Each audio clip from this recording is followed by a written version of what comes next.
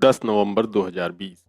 जिस दिन से महाराष्ट्र में अन्वय नाइक का केस खुला है और बीजेपी के लिए रिपब्लिक टीवी चलाने वाले अर्णब गोस्वामी पर नवंबर में जब से पुलिसिया कार्रवाई शुरू हुई है, देश भर में ये मांग जोर पकड़ने लगी है कि अगर नाइक साहब का केस दोबारा खुल सकता है तो सीबीआई जज रहे जस्टिस ब्रिज गोपाल हरिकिशन लोया की संदिग्ध मौत की जांच दोबारा क्यों नहीं हो सकती है।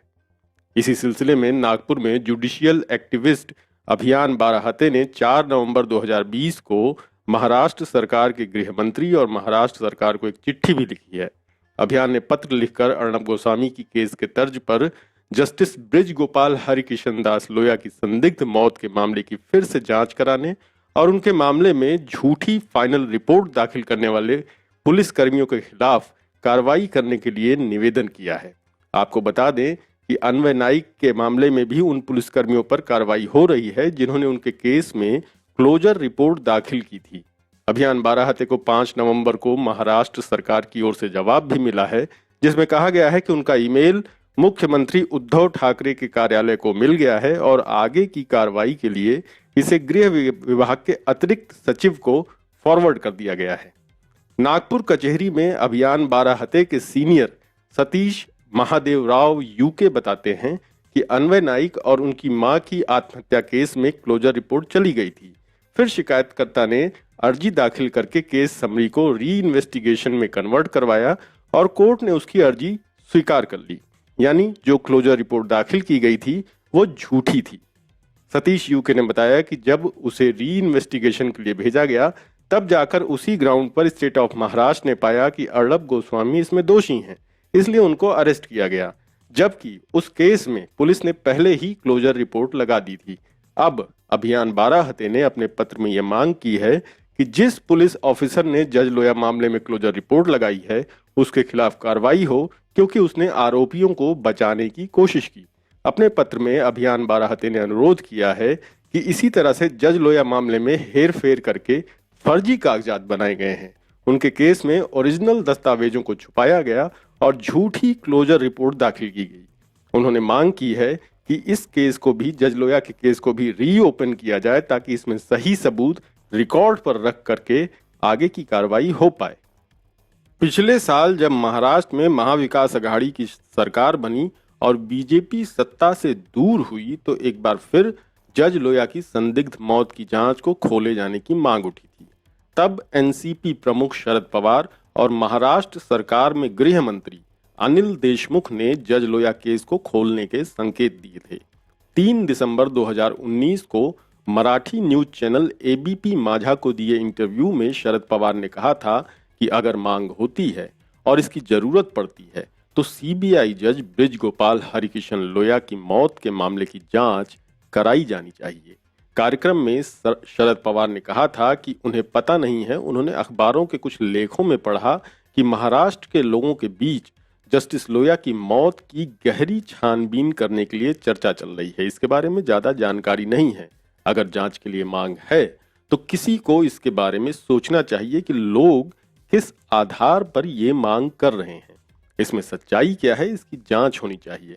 तब शरद पवार बोले थे कि अगर इसमें कुछ है तो शायद फिर से जांच की जानी चाहिए और अगर नहीं है तो किसी पर भी बेबुनियाद आरोप लगाना सही नहीं है। वहीं महाराष्ट्र सरकार के गृह मंत्री अनिल देशमुख ने भी इस साल की शुरुआत में कहा था कि महाराष्ट्र सरकार जज लोया केस दोबारा खोलने पर विचार कर रही है।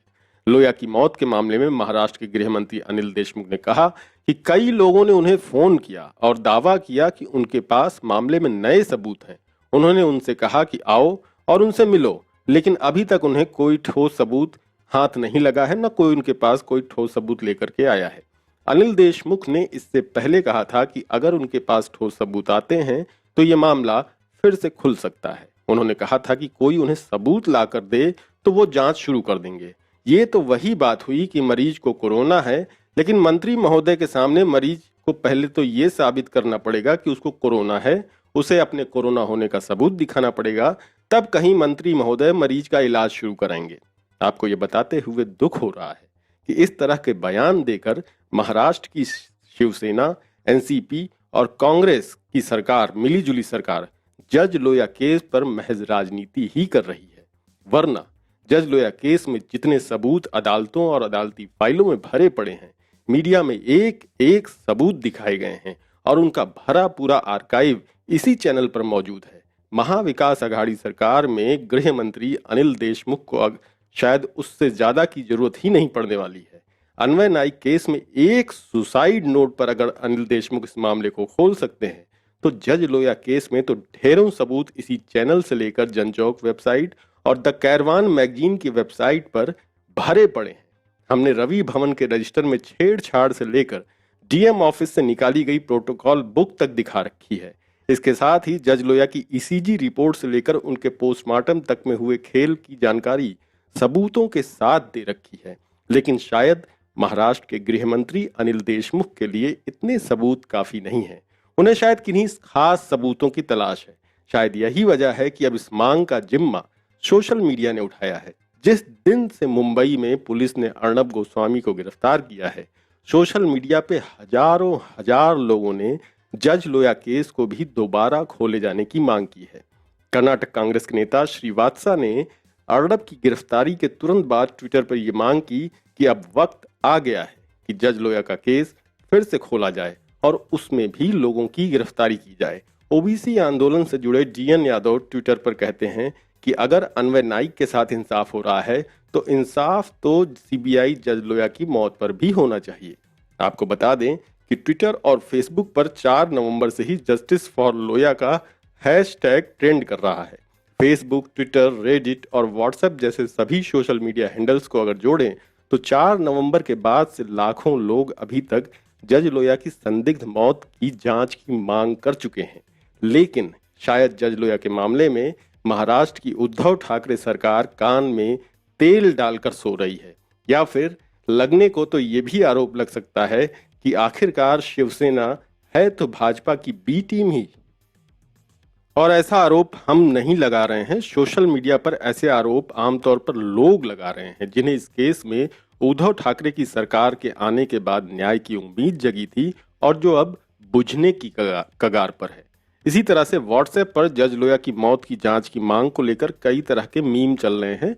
इन मीमों में सोनिया गांधी, उद्धव ठाकरे और शरद पवार से जज लोया की फाइल फिर से खोलने की मांग की जा रही है।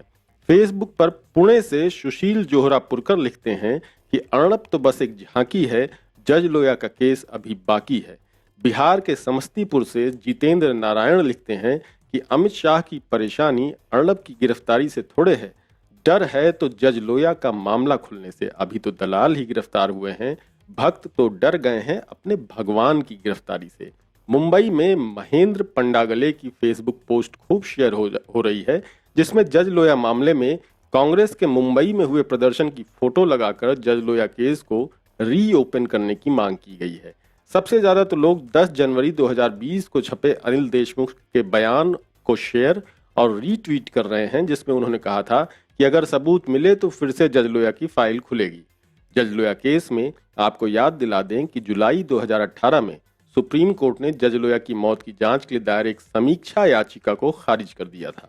Supreme court Bombay advocate association की एक याचिका पर सुनवाई कर रहा था, जिसमें लोया की मौत की स्वतंत्र जांच के लिए सुप्रीम कोर्ट के 19 अप्रैल के फैसले की समीक्षा करने की मांग की गई थी। अप्रैल 2018 के अपने फैसले में सुप्रीम कोर्ट ने कहा था कि न्यायिक अधिकारियों पर विश्वास नहीं करने का कोई कारण नहीं था जो लोया के साथ उनकी मौत के वक्त मौजूद थे। तब सुप्रीम कोर्ट ने याचिकाकर्ताओं पर न्यायपालिका का अपमान करने की कोशिश करने का आरोप लगाया और उनकी याचिकाओं को निंदनीय और आपराधिक अवमानना तक करार दिया गया था। अब देखने वाली बात यह है कि महाराष्ट्र के मुख्यमंत्री उद्धव ठाकरे और गृह मंत्री अनिल देशमुख को कोई कब प्लेट में सजाकर इस केस के सबूत देगा और कब वे सोचेंगे या समझेंगे कि इस पूरे केस में जमकर फर्जीवाड़ा हुआ है और उनका जनता से सबूत मांगना अपने आप में एक नया फर्जीवाड़ा है।